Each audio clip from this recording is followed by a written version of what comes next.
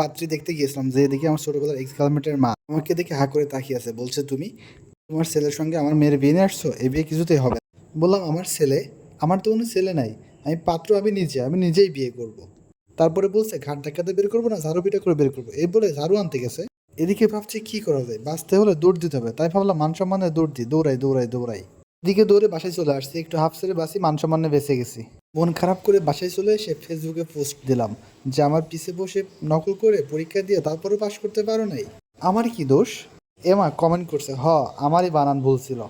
আমি আবার রিপ্লাই দিলাম, সেদিন যদি তুমি পরীক্ষায় পাশ করতা তাহলে তোমার বাবা আছে রিক্সাওয়ালার সাথে তোমাকে বিয়ে দিত না, আমরা দুজন এক হইতাম, আর আজকে যে মেয়েটা দেখতে গেছিলাম ওই মেয়েটা আজকে আমার হতো, সুখে শান্তিতে আমরা বসবাস করতাম। এমা এবার তো রেগে মেগে আগুন হয়ে গেছে, আমাকে ব্লক করে দিছে, আর লিখছে, তোর মুখ আর আমি কোনোদিনও দেখতে চাই না। এই বলে আমাকে ব্লক করে দিল। তারপর আমি মনের দুঃখে রাতের বেলা ঘুমিয়ে গেলাম। এদিকে আব্বা সব কিছু শুনছে, শুনে তো সে আমার রুমে হাজির। আব্বাকে দেখে আমি কোনো মতে উঠে বসলাম, অলরেডি সে জেনে এসেছে, তারপর সে জানতে চাচ্ছে কি হয়েছে।